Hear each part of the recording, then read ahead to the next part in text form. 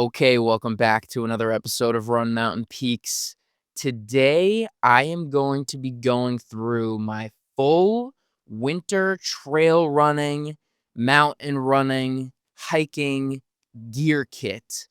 It's been super cold like every week in the last month in New England. And yeah, I'm going to talk about everything that I use to stay warm, how to keep my hands warm, feet warm, face warm, talk about my pack, talk about um, all the gear that I use. And I don't just want to do here's what I use. I want to kind of talk about in detail each item, how I use about it, tips and tricks, all that kind of stuff. So this is going to be a full deep dive um kind of gear talk. And I have like most of the gear that I pretty much just went and grabbed everything, all of my uh running gear. So I have most of the stuff. So we'll go through it. I don't know. I don't think this will take super long, but we'll go through each thing. I think it'll be good to talk about, especially now. It's just been so cold. So we'll do that. And just a disclaimer: this is not a winter safety hiking gear list. I'm gonna link New Hampshire's hike safe information, the 10 essentials, winter gear, all that stuff. Just so everyone has it and is aware, get your hike safe card, all that jazz. But this is less of a safety talk and more the stuff that I take with me.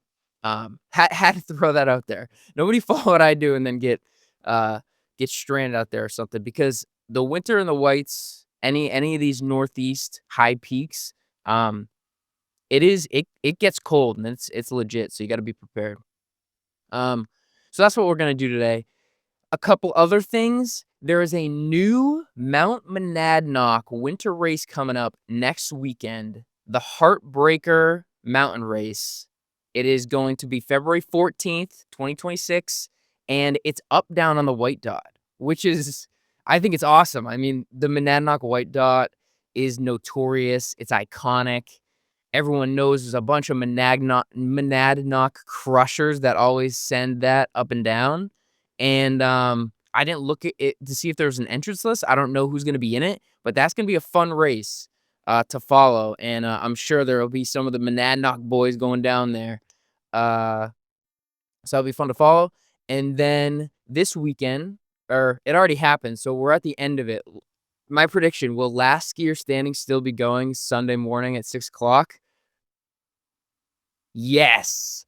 I think it is gonna be going because there's some sluggers in that race, but holy smokes, it's gonna be freezing, and it's gonna be the second night, so it's starting on the Friday. Friday night's gonna be snowy, but not that bad, and then Saturday night into Sunday morning is going to be -10, like a real feel. It's gonna be freezing.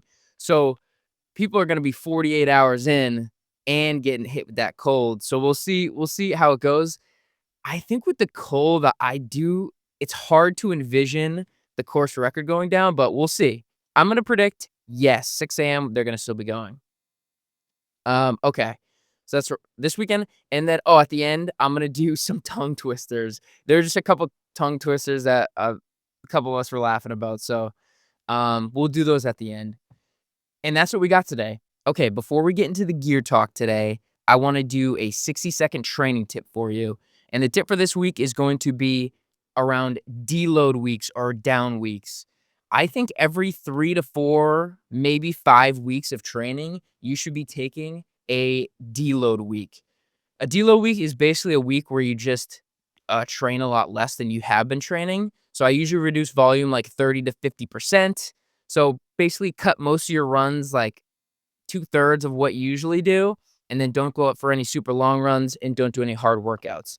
And what this does, this week, this recovery period, like rest week, it just allows your body to adapt to a new training load you've been doing.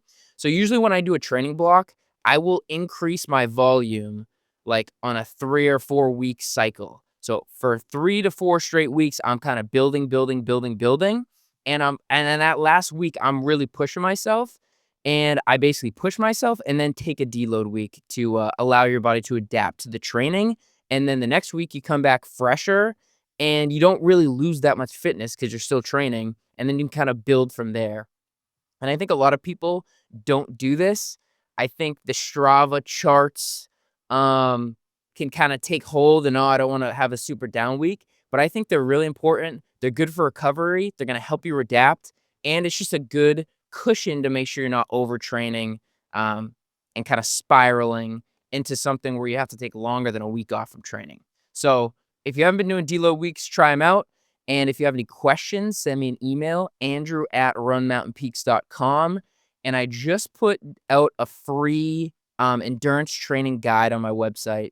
You can go in there, download it for free. And it basically walks through all the top things that I think about in my training to basically just get faster and make sure you're staying healthy. So if you're interested in that, go check it out. It's on runmountainpeaks.com. It'll be in the description. Okay. Today, we're going to get into the gear. So I think right now, do I need this? Nah, I maybe need this. Nah, I don't need it. I can't forget to do the tongue twisters though. All right, so I'm going to show you what I have going on right now. So this is going to be a quick mobile podcast. Hey, here we go.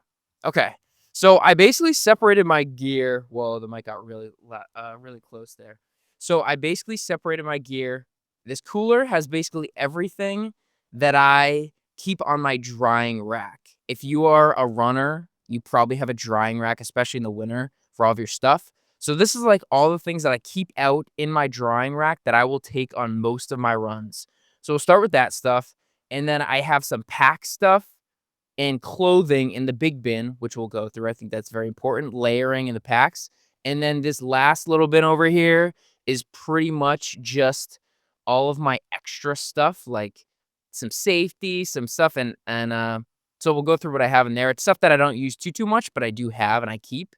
And then I have my my running, my footwear. So we'll do that. And I've kind of talked about the footwear before, but I haven't done a visual. So if you're watching this, yeah, hopefully I'm in the last minute. If you've been watching this, you're probably like, all right, this makes sense. But if you're listening, you're like, all right, this guy's kind of just, so hold on. I'm resetting everything up here, people. Do I have to cut this? Nah, keep it in. Keep it in. Appreciate you guys sticking with me. Okay. Okay. Oh man, my hands are going to get cold today too. So all right. So we're going to start out with what I use every day, like take on all of my runs. And I'm actually wearing maybe a couple of the things, but I think we should be good here. So I'm just going to start flying through this stuff. A ball cap. I pretty much always wear a ball cap running. I think a lot of the times, if it's not super cold, the kind of winter hat is too much for me. So I'll just use a ball cap and then I use it with a gaiter. I think the ball cap gaiter combo is perfect. The gaiter, I keep it around my neck, and then you can basically bump it up around your face, around your nose if it's really, really cold, and you can put it up over your ears. You can put it over your ears, over your hat, but not around your face. It's super versatile, it's super light, and it just gives you like enough basically, I don't know, like covering your face and your neck area from the cold. And I find with the cap, it is super effective. If I don't have the cap, I feel like my head gets a little bit too cold sometimes. So it's like it doesn't do too much for insulating, but it does just enough. So that's like, I basically run with that every day. So that's what I use there. And then, yeah, if it is really cold, I will wear a winter hat. But I will say, like, temperatures when I have to wear a winter hat, it's got to be single digits or colder. And a lot of the time, like, I don't know, unless it's like -10 plus in the wind chill, I don't even wear a winter hat. It's just not my style. My head gets maybe too hot, and it's just something. It's kind of like bulkier. I don't know. So yeah, that's pretty much what I use for the head neck. Another cap, well worn. I always get comments about this. Oh, shout out John and Amy. They got me this new hat because John is always saying like, "Oh, dude, you got to get a new hat." But I like that hat. So that's what I have going around for the head and neck. This is another gaiter for the neck.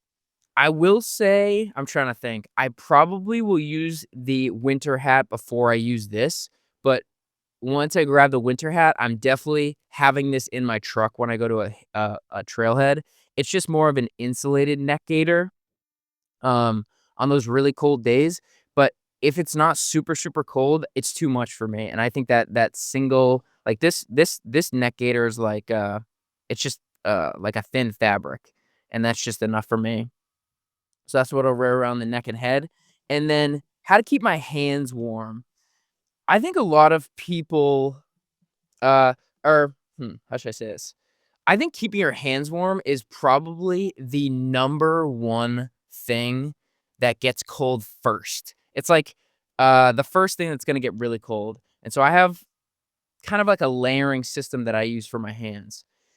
And so, yeah, how do I go through the hand layering system? Because everyone talks about you gotta wear layers in the winter, you gotta do it right, but I don't think a lot of people think about layering your glove options. Because a lot of times, if you have too warm of a glove, it's like you wear it, but then it gets too hot too quick. You gotta take it off and then to cool down, and then your hands are kind of exposed to the air, all that stuff. So what I do is, again, this is unless it's single digits, real temperature, I wear just a super thin pair of running gloves. These are mismatched. I think I lost a right and a left to each of them, which is awesome. It's better than having 2 rights, so I match them up. But it's a super thin glove pair, and they're not very, very warm, but when I think about hand stuff, on the way up a mountain, you're gonna be working harder, a lot, a good amount harder than going down. So your body's just gonna be warmer going up, and then you gotta kinda go down. So a lot of times you sweat. And so with the little gloves, when I'm going up, I'm usually warm enough to keep my hands warm with a thin pair of gloves, and you're working hard enough that they don't get super cold. And then once I get to the top, I take those off because they're that point sweaty, kinda wet, and I put on a thicker pair of gloves. These aren't, mittens, they still have the fingers on them, but they're very insulated, and so, like, right before I get to the summit, I'll take the small gloves off, and I'll put these ones on, and these thin gloves even have a layering system. So, like, level 1 is just wearing them regular. If it's a little bit too cold, but I don't wanna put the bigger gloves on, level 2 is, like, I take the fingers out going up, and I put my hand in a fist, and that, like, usually keeps them warm enough, and then, um, I guess level 3 is, like, you could always put a hand warmer in for any of this stuff.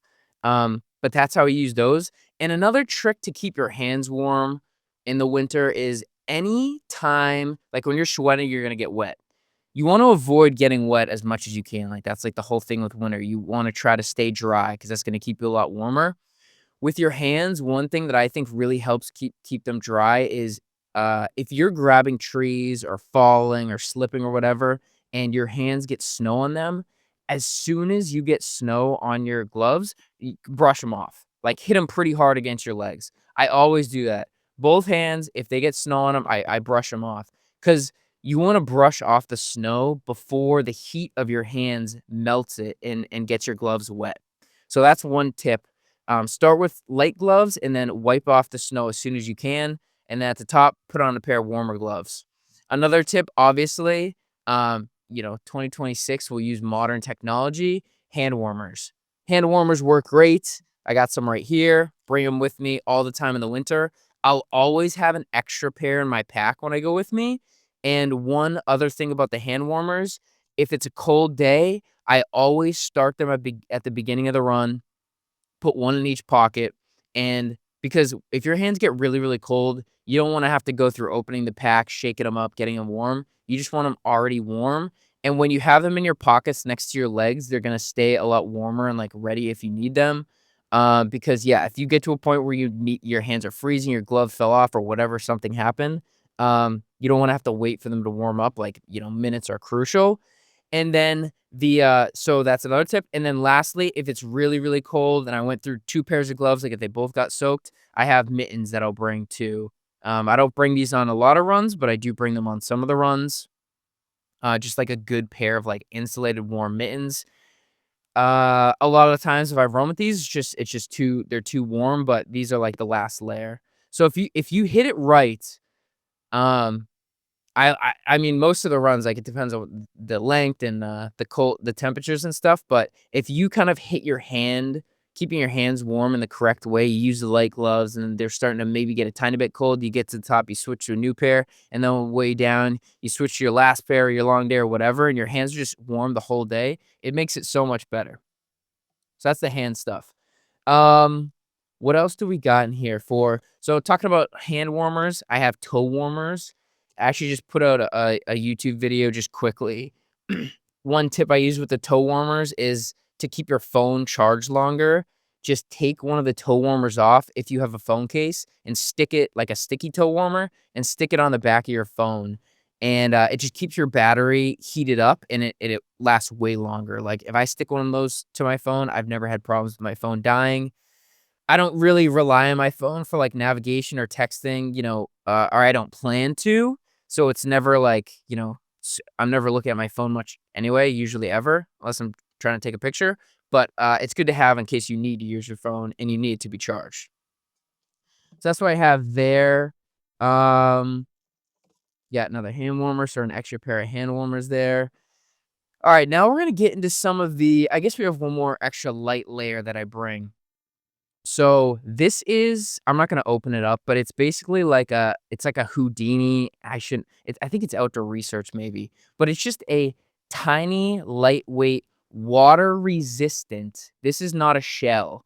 This is not like an outer shell, waterproof. It's water resistant, and it's just a tiny, light, like this is 3 ounces layer that I use on every one of my winter runs. I think that is like the perfect layer to have in an easy access pocket because like I said, if you're working up the mountain, I usually just start out and I have the layers here, but something light. And then once you get to the top, that one thin layer is usually all that I need for the rest of the day. I throw that on. A lot of the times I'll just throw it over my vest that I'm wearing, so I don't even have to take anything off. I always have it in a pocket I can access, and I just throw it over, and you can actually see because when your body's warm and it's cold outside and there's like a barrier, the moisture will accumulate, but it does such a good job of keeping the temperature, your body temperature from kind of like just going into wherever it goes. It just keeps you insulated and keeps you warm, and it's super lightweight. Um, and you would be surprised at how warm this thing keeps you. So when you usually like the gloves, as I'm going up, I'm super light. I just have maybe like a long sleeve thing and then a t-shirt over it. And then when I right before I get to the top, I throw that thing on and I start going down, or if I'm above tree line or whatever, and it does a great job. So I bring that with me like pretty much every run. And then I'll get into just a few of the safety things that I bring with me every run. This is stuff that I'll either put on my pack or like my running belt if I'm going, or my shorts or wherever, depending on if I have a pack or not, or if I'm doing a local run. But I always keep an emergency blanket. I think this one is pretty self-explanatory. Most people have one. Super lightweight. Good to have in a pinch. And then this is one that I wouldn't bring on local runs, but pretty much every mountain winter run that I go on, I will bring a bivy. This is like a I don't know, it's kind of like a sleeping bag bivy. It's basically just a buffed up emergency thermal blanket, but it encapsulates your whole body. Like I think the blanket is just the sheet, which is good, but sometimes, if it's windy or whatever, it's flapping. That is like a this is like it's a bivy. It's not like a bivy that I could sleep in or anything, but it's just a thermal blanket bivy that you can get your whole body in and zip it up very easily. So I always bring that with me. And then another thing I always bring with me, I usually don't, and I actually don't, I mean, I do have one, but I don't usually bring an outer hard shell. And this is where this is not a safety talk, folks. This is just the talk. Um, I feel like what is a shell? A shell is just like a impermeable barrier that keeps the wind out and keeps water out. And I think there's lots of super expensive shells on the market. There's lots of things that you can get, and I have one but I think a rain poncho does close to what some of those other things do.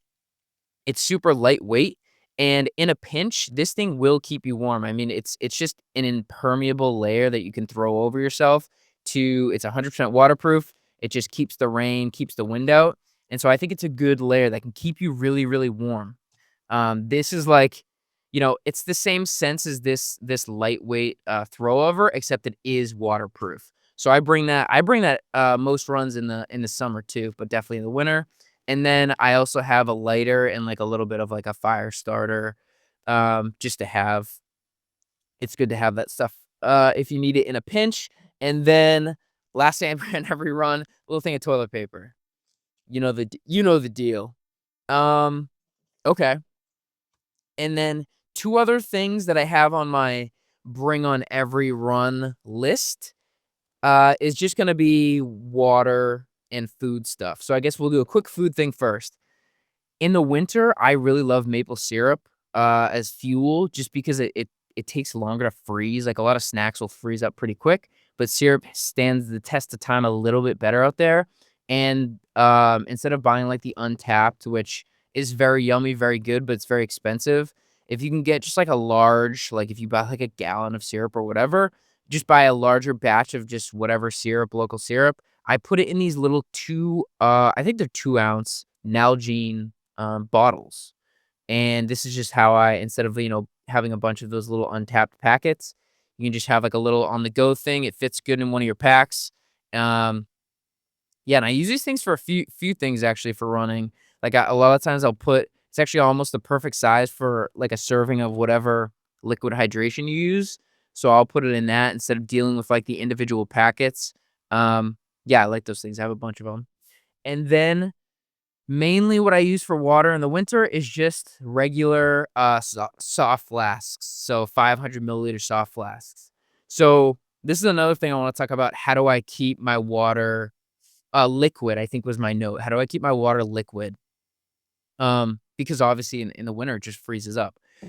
And I will kinda say that on longer days, like, if I was going for 4, 5, 6, 7 hours, this would probably not work or I'd have to bring more reinforcements, but pretty much all my winter runs, I just bring those because 'cause I'm usually doing 2 or 3 hours, maybe 4 max. So how do I keep my water warm in those? Because 'Cause they're not insulated or anything. I think the first step is in the morning or the night before, I will just fill them up with water, and if you have put something in there, and have the water be room temperature or warmer. You can start with warm water from your faucet. I don't know, sometimes not that it tastes weird or whatever, but I don't know, I get weird about putting warm water in things. Yeah, there's warm I don't know. But, but anyway, so I usually start with, like, room temperature water or warm water. That basically just takes it longer for the outdoors to get it down to a freezing point, which kinda makes sense, so that's an easy just put warm water in your bottles before you go, and then your last sip is usually, like, ice cold. That's how you know you did it right. So that's gonna help it from freezing. The second tip is and I'm a big advocate of liquid nutrition, like, I just put in whatever sugar mix that you have. I think it's just an easy way to stay on top of your calories on longer days in the mountains, but when you have lots of sodium, it is going to lower the freezing point, and it's just gonna make it harder to freeze. So I will put 4 scoops, 4 servings of liquid nutrition into a 500 milliliter bottle.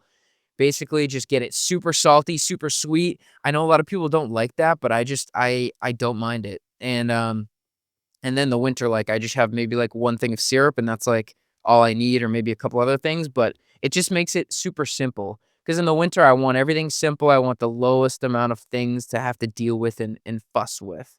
Um and then, yeah, the another thing with the soft flasks, just like if you had a bladder pack, you need to be sucking from, what's it called? The nipple, every 5 minutes or so to keep it from freezing because that top, that, like, nipple top is gonna freeze first. So you wanna be drinking from both all of your flasks, every 5 minutes. So, like, little sip here, little sip here, little sip here, little sip here. You don't wanna just drink one and then drink the second one because the time you start the second one, that nozzle will be frozen. And so, yeah, if you're just constantly sipping it, that's gonna keep it clear from freezing up. And then inevitably, when you're out there long enough or it's cold enough, it is going to freeze up.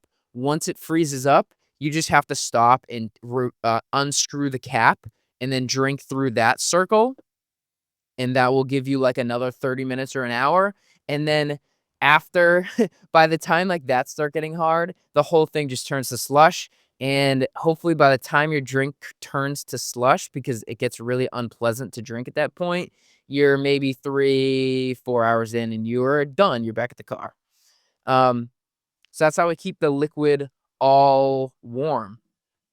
And that is basically all the stuff that I bring on, like, every winter run, kind of the essential kit that can go in a vest or go in a running belt or whatever you're gonna take on your runs. And this isn't just for mountain stuff, that's for, any local trails or whatever.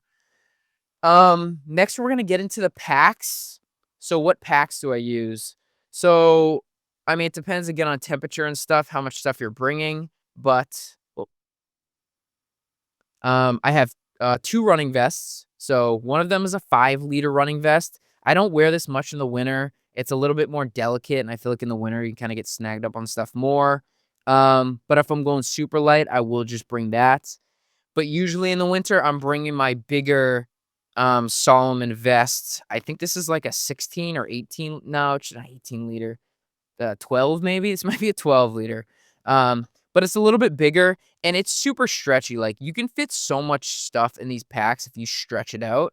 Um, so it just has more space because in the winter you do have more things that you need. So I just bring this. It's an older one for me. It's a beater, but it still does the job. And one thing I want to talk about on this vest is I have a little bit of a DIY. So these are gear ties. Um, you can buy gear ties at, like, any, REI or whatever, but I think these are actually, like, Amazon garden ties, and I actually had to double them up to make them a little bit stronger. But what I use the gear ties for, a lot of people don't have a good way to strap snowshoes to a running vest, and if you have, like, the light Dion snowshoes or some sort of light, running snowshoe, you don't wanna have to, like, bring a big pack just to strap on your snowshoes. A lot of the times, if you know you can just put on your snowshoes from the start, that just works, you don't have to put them on your pack, but, sometimes you do need to kinda put them on your pack for a little bit or it's more comfortable, and so what I did on these, Solomon packs, if you can see this, you need to, like, hopefully all this stuff has been in the picture, but, I just, like, cut a little hole in one of, I don't know if that's gonna come up good, but in one of the arm or the shoulder, not armpits, but, like, shoulder straps, I cut a little hole in one of the fabric. There's a bunch of fabrics in there, and then I feed the gear tie through the whole thing. And I do that on both sides, and then basically all you have to do is you put your stuff in your pack, and then you lay your snowshoes over your pack, and the gear ties, strap them around a good sturdy thing on your snowshoes, and just tie them tight, and the gear ties don't come undone, they're super strong, and it's just an easy way to carry snowshoes on the back of your pack. I'm sure probably some of the newer packs are getting better at having some sort of attachment that you could use, but this is what I use. I mean, it's a beater pack anyway. I have lots of holes in it, so you just cut like a little hole, and then it works really good. And with those, if you have a super light pair of snowshoes, then it's like no problem. Uh, and it's super light on your back, and you can just run with the vest, and boom, there you go. The last pack that I have is, this is an Ultimate Direction Fast Pack. It is a 20 liter, and this one is just it's not a vest, it's more of a pack, so it has kind of like a sturdy background. If I'm doing like a 6-hour day in the winter, I'll bring that. It's just more food, it's kind of sturdier, the snowshoes do have attachments on it. Just a bigger pack, a different option, but I don't use that one too much. I'm usually always wearing a running vest. Um so that's what I have there. I guess we'll go through some of we just ta we're talking about the snowshoes, so we'll go through the footwear stuff that I use. Snowshoes, these are Dion's, super light. You can run in those. It's actually really fun to run downhill in those. This is like the closest I'll get to skiing on a given year. Um when you get a super lightweight snowshoe and you put miles on them, 'em, they're just gonna fall apart, faster than, like, an MSR snowshoe or something, like, bigger, sturdier, but they're awesome. This is, like, the only ones that I like to use. Unless you're trail breaking, like, 18 inches of snow or 2 feet of snow, those are really good. They're not super heavy, they don't have the weight to them. If you have a ton of so it's not good for, like, yeah, super trail breaking missions, but for most stuff in the whites, like, if you're on a used trail, they're like they're really good. I love those snowshoes. Um, yeah, I guess as far as traction, micro spikes, I use micro spikes a fair amount, and then I have these black diamond, um, teeny, teeny tiny micro spikes. Teenyverse, microverse. That's a Rick and Morty. Yeah, so I don't know what you wanna call this, but these are like teeny spikes. And, I mean, these are just much more lightweight than these are like Katulas, the micro spikes, but both of them do the trick. Like, when do I use each of them? 'Cause I think I've talked about the spikes before. I like always going lighter. I think more minimal is the way I go if I can get away with it. And so unless the trail is super, super steep, or unless it has like a 2 plus inches of loose kind of beach sandy snow, I think these black diamonds tiny spikes are perfectly will give you just as much grip, and I think they're good to go. So, like, I don't know if you can see it, but they are so small. Um, but if you really, really need good grip and you're going up something steep or there's more snow, I find that the micro spikes are better, so I will wear those. And they're not super heavy, it's just like a little weight thing that I like to think about. Um, and then if the trails are packed very good and it's not super, super steep, a lot of the times I just wear studded trail runner shoes. These are the Gore-Tex La Sportiva Blizzards. These have been great for me. I've had them for a couple years now, 2 or 3 years. They have, like, eight little metal studs in them that give you some traction in there. They have a built-in gaiter, which is great, and they're Gore-Tex, which will keep your feet a little bit warmer on the super cold days.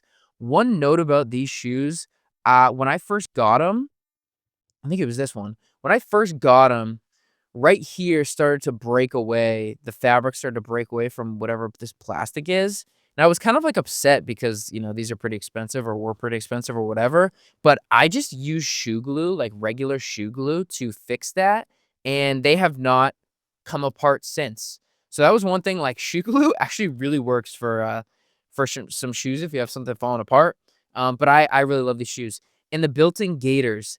This is something, guys, I'll talk about in 2 seconds, but I actually don't own a pair of gaiters right now, just these built-in gaiters. So, those are the La Sportiva shoes, and then this is just an old pair of Hoka Speedgoat, 6s. Yeah, super warm, but I put in my own spikes on these shoes, so pretty much the same studded trail runner stuff that the, La Sportivas have, but this is just like a lighter, more runnable shoe. I like this on if you're in like a shoulder season or you're running locally where you have a couple patches of snow and ice, but not all, and you want to just wear a regular shoe and not wear the big Gore-Tex shoe, I just put these spikes in. And I think these spikes are from a kit, maybe from a La Sportiva kit. So all that I did was there's like a screw, and then you just screw it into like whatever lugs that you want to have the spikes. So um, that's what I have for footwear there. And yes, the gaiters. So this is when I first got into hiking, I had a pair of like the knee-high hiking gaiters. I actually just sold those recently for like, $5 or something. But I had a pair of knee-high gaiters and I really liked them, but when I started running more, I just felt like when I would get done with the run, my entire shin would just be soaking wet, and I was like, I need, like, just ankle ones, because honestly, if I need gaiters up to my knees for hiking, I'm probably gonna pick a different, trail, mountain, road, indoor treadmill, whatever. I really, I don't do as many trail breaking missions or kind of, long-term hiking things, and I think maybe this is, like, something I'll talk about, and I feel like I mentioned it a little bit, but these days, I really am trying to become a better runner, and I'm really trying to get faster, get more fit, get stronger, and I think those, like, long, like, 6-hour slogs in snowshoes or whatever just don't really, obviously aerobically, they're great, mentally, you're gonna get stronger, but I just don't they don't, really help me on my goals right now as much. So I usually steer clear of like crazy hiking missions. That's why. So some people may say, this guy's soft now, but it is what it is. One other thing that I actually had on my drying rack, I don't know how it got in here, is like a running belt. This is I used to wear a running belt a lot. This is just a Solomon one. Naked makes a really good belt, I've heard. But I have the Terragnata shorts that have a built-in running belt. The Terragnata shorts, if you don't I don't know if I'm saying that right, but they're, like, super cheap stuff. Go look them up online, they're really good, and I like the shorts, and they have a built-in belt, so I'll just put, like, a couple snacks, my gloves or whatever, keys, emergency blanket if I'm just wearing a belt, stuff like that in there. So I do use a running belt a lot. Okay, let's get into layers. Let's get into my layers because I have a few things to talk about layers. So we'll start super base. What do I wear for socks? Oh, this is a mismatch. This is mismatching pair of socks. Um, okay. Well, one of these socks is just like a lightweight, darn tough sock. I mean, shout out darn tough. Shout out Vermont. I have a lightweights and then midweight, just regular hiking socks. 90% of the time, 99% of the time, that is like enough thickness for what I need. I'm trying to move when I'm out there. I'm not doing long hiking missions like I just said. So I don't need like a ton of oomph in my socks. Those in a Gore-Tex is like as warm as my feet need to be. So just a pair of any socks. If I don't have those, if I don't have those clean, like I will just wear like any pair really of socks. I don't know if my feet just don't get cold, but that's what works for me. And then my one trick, I have one pair that's like my golden pair. I think I got these socks in like middle school or something when I was snowboarding, but they're a super long pair of say Duluth maybe. Just regular, I don't know what these are, socks, some sort of polyester sock. But these go up to almost my knee. So we're just talking about the gaiters going up to my knee. I think that, an impermeable gaiter just keeps the heat in. But this trick, and this is a Mike King trick, shout out. He would always say, dude, you want a long sock in the winter because you just get basically all this extra warmth on your legs for no cost. Like no, you don't have to wear like an extra leg layer because sometimes it could be too hot, too much stuff. So he's like, dude, this is like half of a leg layer because it goes up to your knee. So one thing that I think about in the winter, if it's not super warm out, some people will see me running in shorts and they're like, this guy's an idiot. But what they don't know is I usually will have that layer of long shorts underneath um for my sock. And then I will have a layer, like a very thin layer, which I think I have. Do I have something? Just like a long john, right? So I have long johns on, I have the thick socks, and then I wear shorts. And so you would think like this guy's just running in shorts, that's crazy. But actually, my entire leg is super warm. The only thing that is exposed and doesn't have like a good thick layer on it is is like your kneecap. And what it actually does is it just allows ventilation for your whole leg. So you have one little area where it's not super covered, but as long as it's not really cold, like I've played around this with temperatures enough, so I kind of know the range of when I can get away with this, and I don't need pants. But it just gives you like an insulated layer to let out a lot of air and all the heat that they're building up, and then the rest of your leg is warm. So that's like a little bit of a nice trick for the socks there. So that's kind of all I have for socks. Where was that? Yeah, like I said, I don't know if I have them right here, but I have a pair of, like, just long johns, that I'll put on. I also have a pair of this is like actual tights. These are like wind tights. I usually don't just wear tights. I don't know, I usually just don't just wear tights, but this is, like, on a really cold day, if I need tights and something else, I'll throw those on underneath, just like a thicker, first layer, and then I just have a pair of just regular, um craft wind pants that I'll wear. I think the butt is doesn't have that like wind layer, so your butt actually can get really cold, but it also can cool you down pretty well. So that is like the pair that I usually wear with like long johns underneath. And then I have a pair of these, I think these are bay leaf. Cycling pants. I don't these are like I got these a while ago, but they're very insulated, and these things are so warm. So bay leaf insulated cycling pants are what I usually wear on, like, the super cold days, and, like, how many times in a winter do I actually need to wear those? Probably only a couple. Like, they're almost too warm for anything I do, um, but I have been podcasting in them, so shout out. So those are like the yeah, those are all the leg layers that I use. I thought I had a pair of my thermals, but maybe I didn't put it in here. Okay. And then up top, what am I wearing? Just like down low, I have like just an insulated, like a thermal layer, some sort of polyester. I think I got these on Amazon like a long time ago. I think they're like very nice name brand things and expensive things that you can buy and they probably work better. But I think for most, most days and most gear things, you don't need to go super expensive for this stuff. Just get like polyester wool layers and that'll work. So usually what I'm wearing up top, and oh boy, I don't even know if I can do this right now. I usually will be wearing an in like a thermal layer, and then I will wear one or two t-shirts depending on how cold it is. And again, like this guy's running in t-shirts. What I usually do is on the way up, if it's not super cold and I'm working pretty hard, just one or two t-shirts will be enough.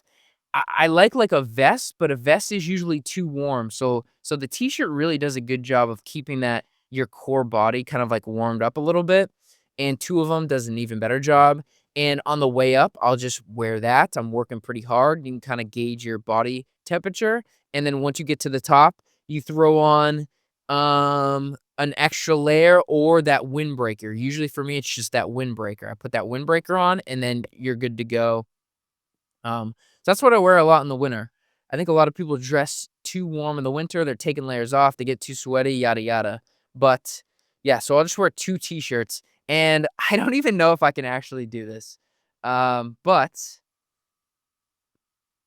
a lot of the times I'll be wearing this bad boy, a little Run Mountain Peak shirt. Um, Yeah, I was, like, thinking about this today when I put those in the bin. I was like, "Ah, I wanna show off the shirt a little bit," but, I'm actually maybe I'll do 2 takes. I'm sorry, folks, these are not for sale. Only have a couple of them, but maybe in the future, I can make more. Uh, take, and then the second one, I was gonna say, there's a potential that I will put these shirts on my website for anyone interested. Part of me was like, "Ah."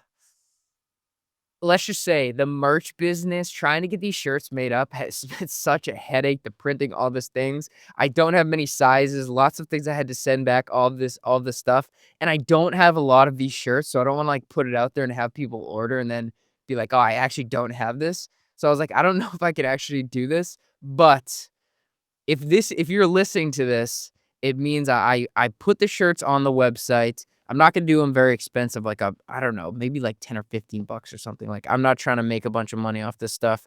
Um, but anyone who really wants a shirt and you're hearing this, yeah, go to my website. There's a green shirt, and then like I said, if it's really cold out and you need two t-shirts to stay a little bit warmer, there's a white shirt. So those are the those are the Run Mountain Peak shirts. Guys, yeah, I don't have a lot of these.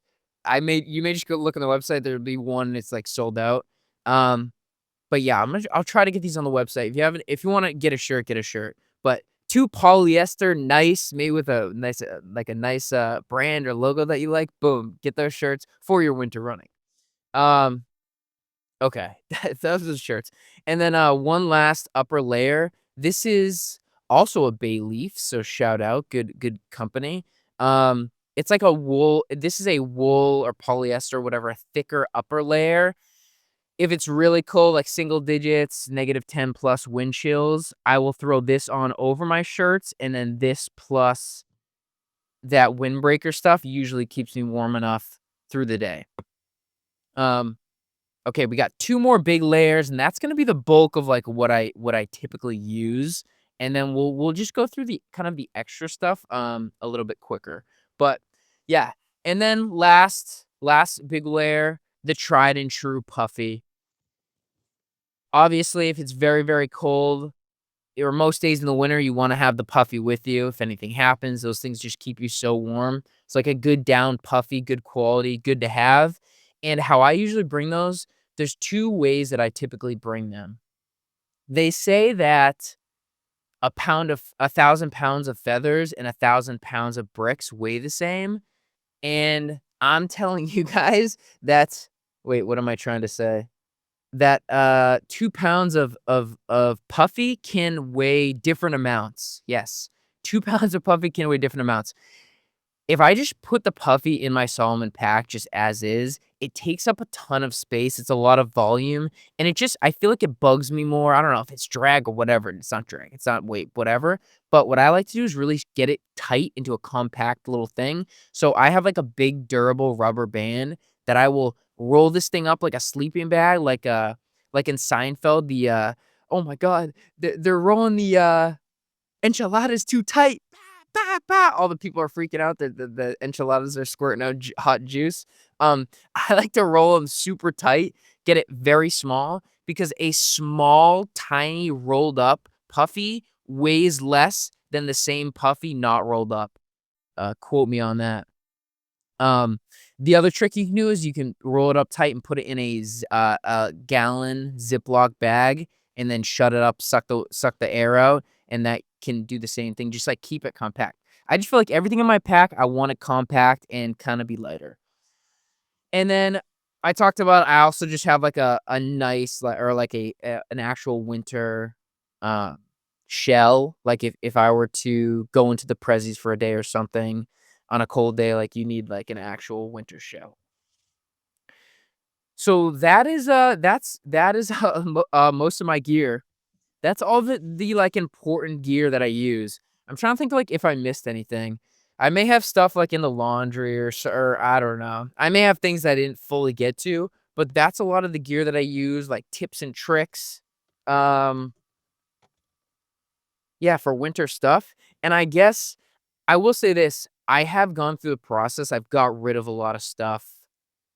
I try to not have too much stuff in my life, try to be more of a minimalist, so I really only keep things that I if I have not used it in the last year, usually, I just get rid of it, donate it, sell it, whatever, so I don't have too much stuff in my, like, accessory hiking stuff, but we'll see what we have in here. This is, like, stuff that I use once in a while, but, so this is just a full head and neck gaiter with, like, kind of like the holes for your mouth on really cold days. I don't use that too much. I think just like a regular neck gaiter will do most of the trick, but is what it is. I have a light winter hat. This is just like a more lightweight one. That's actually, like I said before, usually the thick winter hats are too warm for me. That's actually a pretty good lightweight one, but for whatever reason, I just don't use it. I just think the gaiter with a cap with a ball cap just does as much. Headlamp, obviously. Um, I have, yeah, these are gaiters. Some of the stuff isn't winter stuff. We'll go through this. Oh, alright, I got a couple good things in here. That's, doesn't have to apply. I have a pair of sunglasses. I am not a sunglasses person. I pretty much never wear sunglasses.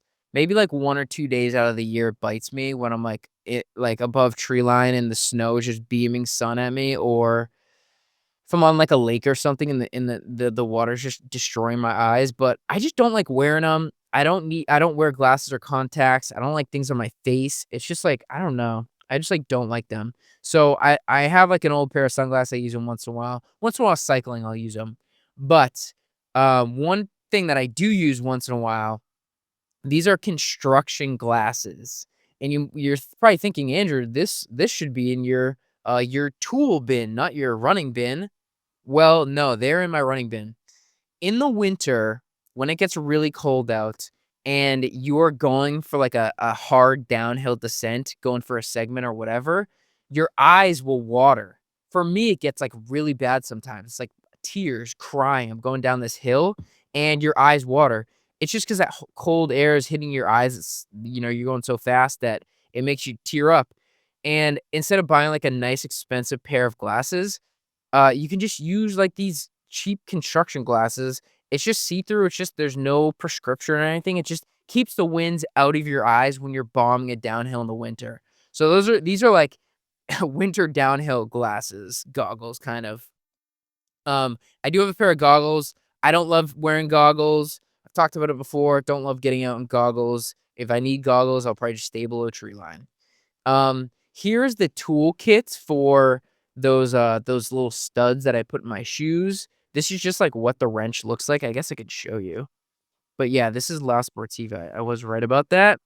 And yeah, it's just like this tool, and then you have these it's just this tool, and you have these little studs, and you just screw it into your shoe. So I have that in there. Um, First aid kit, there's just some misc first aid in there that I don't bring with me. I have a Garmin InReach, another bivy, Body Glide, Vaseline, an extra poncho, and an extra emergency blanket. Yeah, that's all the stuff that I have in there. Some wipes.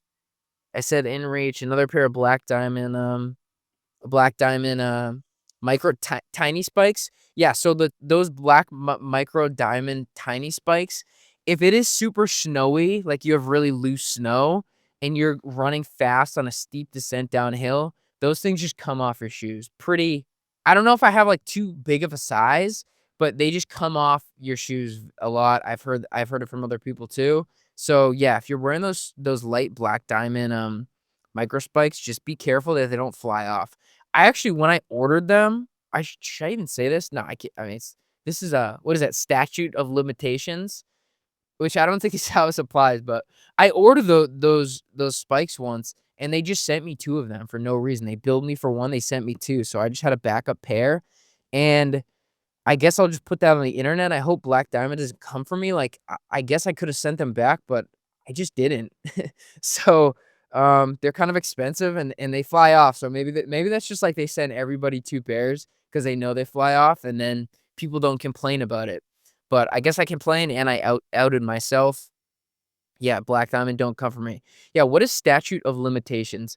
I think it's, if something a long time ago happens, you can't get in trouble for it, but I'm pretty sure it's only if people find out about it. Like, if something happened 20 years ago and you get caught now, you can get in trouble, but if you get caught 20 years ago, people find out about it 20 years ago, but then they don't, charge you for 20 years, then you're free off. So yeah. Yeah, don't Black Diamond, don't come after me. That's all I'm saying. Um, what else do we have in here? Do I have anything in here? Extra batteries. I have a whistle. I think whistles are that's one of the 10 essentials like I talked about. Blinking lights, matches, Leukotape, some blister kit stuff.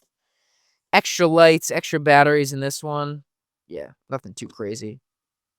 Um, okay. That was my full gear kit. So I hope that was helpful. I hope that was, I'm sure I missed a few things, but that is like the gist of what I bring with me. So hopefully that kind of helps some of you guys out, gives you some ideas. I feel like I've learned a lot of, um, you take gear tips and yeah, different clothing stuff or whatever from lots of different people, and you kind of come up with your own kit that works for you.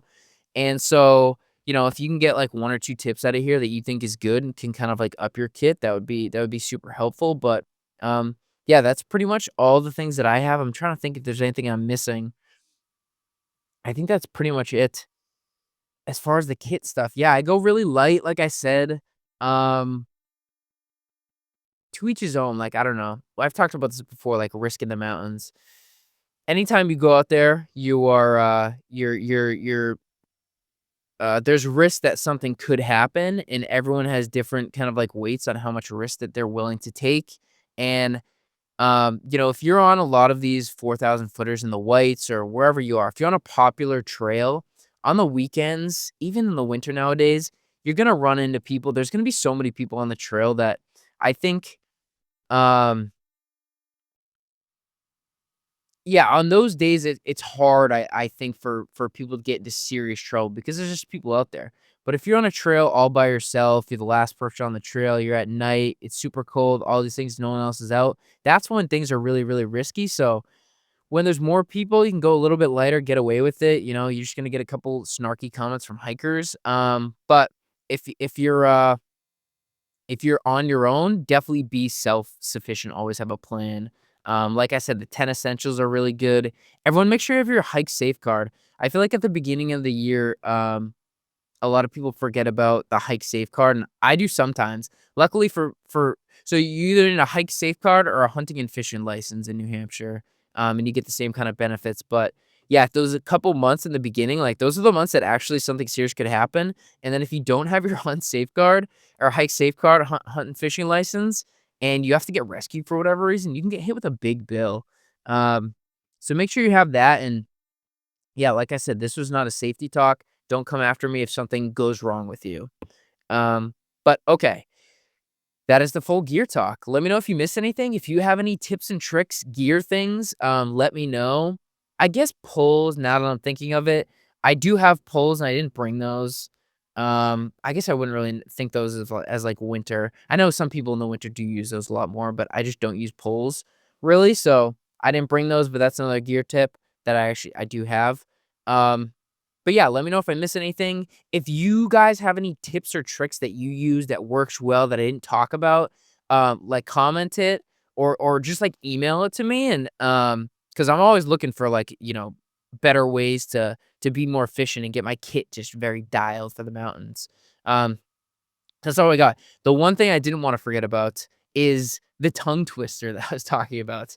So 2 tongue twisters that I wanna do, and I guess, it's just me, on here right now. We got some guests coming on, but it's just me. 2 tongue twisters that, a couple people were having fun with. The first one, rear wheel drive, okay? This one is like, I don't know if I've never heard I don't know if this is a tongue twister, but me and Jocelyn were talking about it, and we were like, "Whoa, say that 5 times faster, 3 times faster," whatever. Couldn't do it. This is on, like, one of those snowy days where we're just talking about, like, four-wheel drive or something. So, but rear-wheel drive, and I guess I've had, like, a little bit of practice or whatever, but I haven't not today, like, when we were talking about it. But I'll give it to you guys. This is my as I'm gonna try a few times as hard as I can to do rear-wheel drive 3 times fast. Okay, here we go. Tongue twister time. And I'm really bad at talking anyway. I have a problem with like enunciating, mumbling words. Sometimes letters, stuff don't make sense to me. So this is like just double trouble for me. And it's also crazy that I have a podcast, which is like just talking. But I think it's okay. I can get through the podcast. Okay. Rear wheel drive, rear wheel drive, rear wheel drive, rear wheel drive. That wasn't actually that bad, but I was saying rear. Rear wheel drive, rear wheel drive, rear wheel drive, rear wheel drive, rear wheel holy smokes. It's really hard to hit the R at the end of rear. Rear wheel drive, rear wheel drive, rear wheel drive, rear wheel drive, rear wheel drive, rear wheel drive, rear wheel drive. I think I'm just saying real wheel drive. But okay, that was the rear that was the rear wheel drive one. Rear wheel drive. Rear wheel drive. Is rear just a weird word? Like, is that a word we're not supposed to say and think about? Rear, rear, rear wheel drive.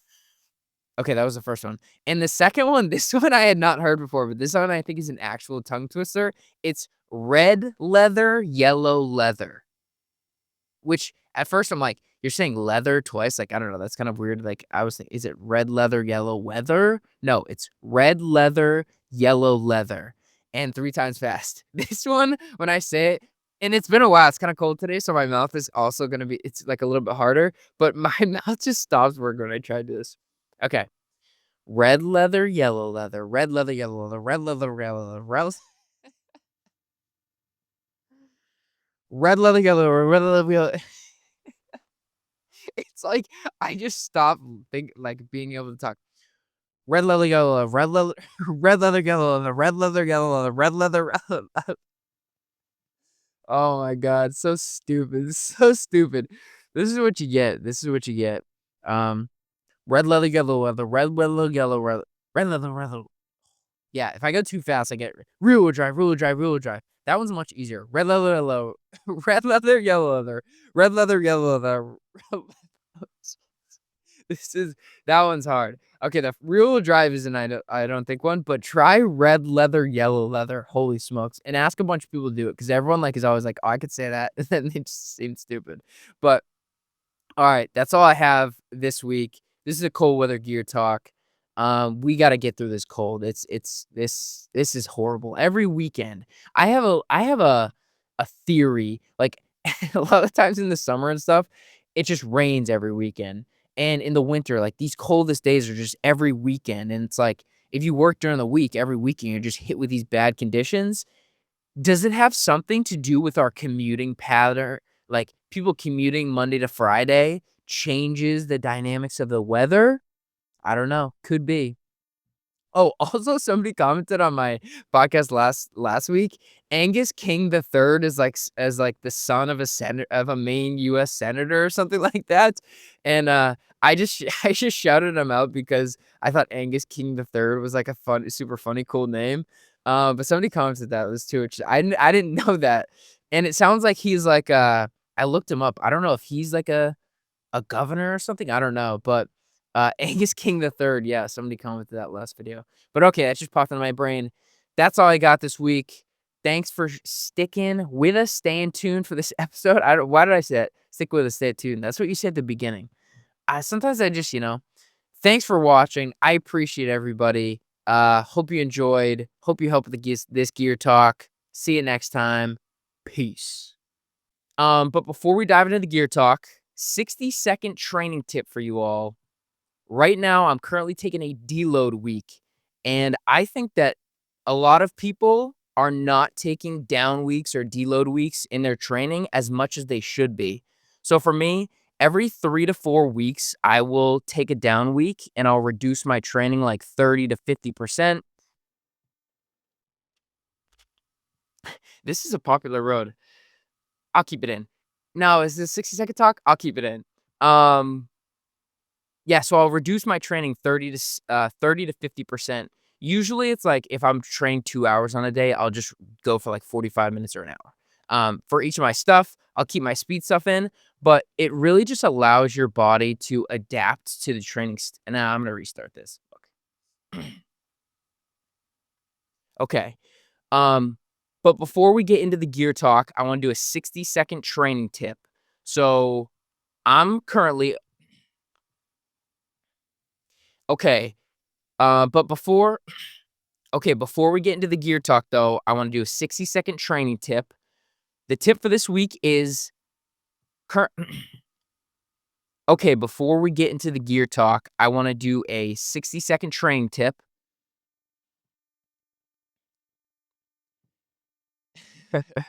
This would be a funny one to leave, yeah, I don't know if I will. Okay, before we get into the gear talk, though, I wanna do a 60-second training tip. So the tip for this week is I think more people should be taking deload. Okay, before we get into the training talk today, I wanna do